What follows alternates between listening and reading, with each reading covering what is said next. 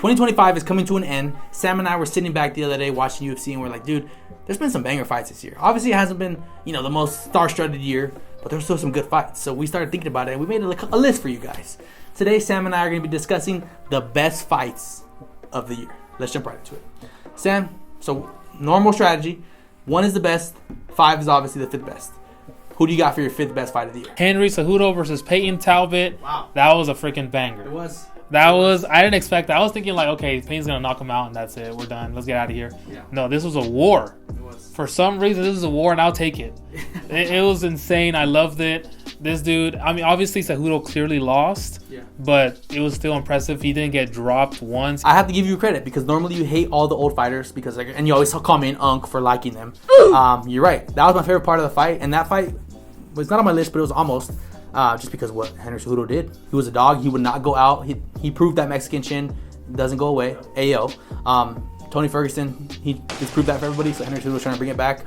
Nevertheless, that was awesome. Payne Talbot's the future. I'm excited to see question real quick before we move on. How old is Cejudo versus how good is Talbot? I think Talbot did pretty good, but I think he's just old. 38. Yeah. He got out-wrestled.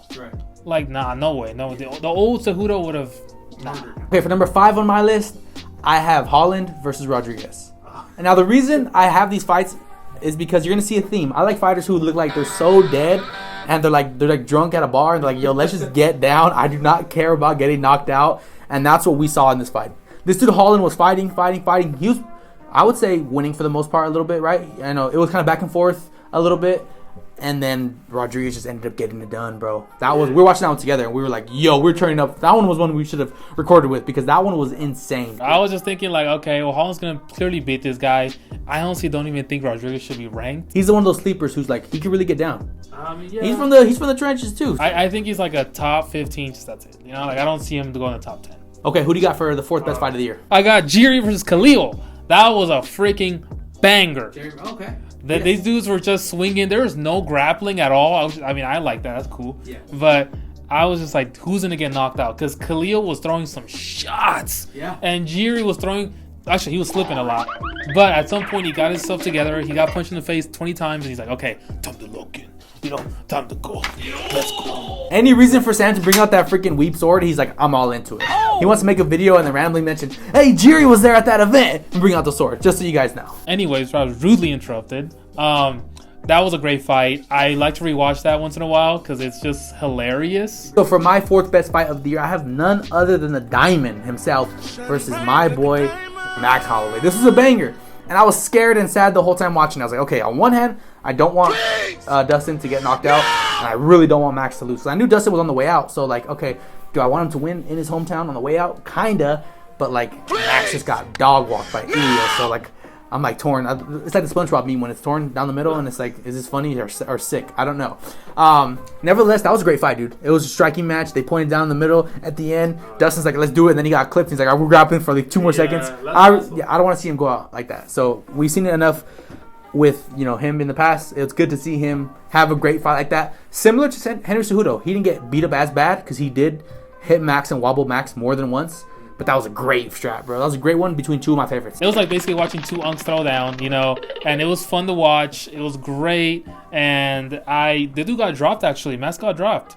He did, right? Yeah, he got dropped, and then Dustin got dropped after, too. Yeah. So I was like, whoa, this is crazy. Yeah, so I understand why you put that. It was very fun. It's not my top 5, but it's still an amazing fight. Okay. Who do you got for number 3? This would have been number 1 if it wasn't for these 2 absolute scraps that went down. My number 3 right now is JDM versus Bilal.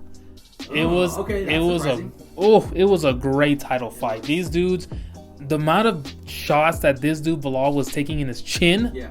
I was like, how is he? on that, by the way. But I was like, how is he not dead? Yeah. The amount of punches he got was crazy, and he tried to wrestle him, and it didn't work. So that's why we all thought, oh, okay, so he's definitely gonna work against Islam.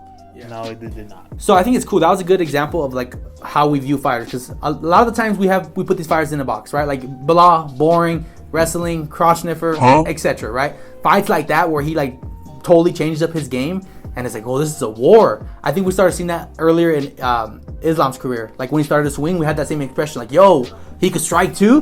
Bilal's a good striker. Bilal is a good, like, he's not only like okay, he can strike. No, he's a good striker. He got hands like Canelo. He definitely does not. But that was a good fight. To have it on number 3, that shocked me a little bit, but I'm not mad at it. So for number 3 on my list for the most exciting fight of the year, we have a fight that just happened a couple weeks ago. Merab versus Jan 2. If y'all haven't seen the video, look it up. It's like 2 videos we dropped in the past. Our live reaction of it. We were tweaking for more than one reason. That was a sick fight. This dude, we came in, we're like really just shitting on Peter. We're like, he has no chance. Jan's gonna get cooked. Merab's about to be the GOAT. 4 defenses in 1 year. Let's see it. Peter Yan had other plans. The coaches told him this. They said, if Merab does A, you do B. If he does B, then do C. They were like, they had all the whole list of what to do. And it makes us appreciate Merab a little bit more. Because now I'm like, oh, dang, now we're going to get somebody who doesn't fight as much. Now we miss him a little bit after we were just talking trash. We can never be happy. We took him for granted. I miss my Merab already. That's fair. It's a little sus. What would you say is the second best fight of the year for you? You just named it. Yep. My GOAT losing. Merab versus Jan 2. Man, we're not going to get him fight that often now, like as a title fight. Yeah. It's crazy. I'm so sad. It was a banger of a fight. It was amazing. These dudes were going at it, and Peter Yan just knew. He just figured him out. Yeah. It was crazy. Every time he tried to go for a takedown, he was just like, out of here. This is not going to work. Yeah. Do it again, though. See what happens. I'll drop you on your head. Okay, so for my second most exciting fight of the year, I had to go Brandon Royval versus Joshua Van. Oh, man. I have to, bro. It was just fun. We saw some parity. We saw some parity in that division. I was like, okay, Joshua Van's going to come up. Royval's been there already, but he hasn't gotten that success. That was a scrap. And we got introduced to Joshua Van. Joshua Van is him. I just want to put that on record. Joshua Van is him. I'm excited for what he's going to do. It's just good to see. Okay, here we go. Now we're getting into number 1, the Holy Grail, for the most exciting fights of the year. Who do you got and why? Royval versus Van. Okay. When they put that on YouTube, UFC on YouTube, right away. Hey, drop everything. I don't care. I'm watching that right now. This dude dropped his kid while he was holding her and said, "Move, kid." Oh, he did not. Immediately I started watching that because it was so much fun to see that. These dudes, I think they broke the record for how many punches they threw at each other. Something like that. Yeah. It was crazy. I was like, okay, he's getting dropped. It's just, oh my God, that fight was amazing. I cannot wait to see what he does for the future for Joshua Van. It was great. Hey, bro. Shout out to Miramar, bro. Great country for Joshua Van. Let's go. Let's go, Van. Okay, so for number 1 on my list, I have someone you already said. I have Khalil Roundtree versus Yuri Prochazka. Really? Bro, this fight was crazy. Like I said at the beginning, I love those bar fights. Okay, that was the story. It's like someone painted a picture for me watching that, or they're writing it down, and I could see it visually. It was amazing. Okay, so we start off. Khalil was like, okay. Khalil was dominating him a little bit. Yeah. Yuri had like the chicken legs, you know what I mean? Insert that meme, bro. He was like slipping, sliding. Maybe we thought he tore his ACL or a leg kick or something. He was all over the place. Okay, and then in the back of my head, I was like, the thing about this dude, Khalil, for the love of everything, this dog cannot finish fights. And I said it too on the lead up. I'm like, I want him to win, but please lock in at the end. Nope. He decided I'm cool. I'm gonna have a banger first 2 fights, and then I'm gonna let Jerry just bring it on me. He gassed out.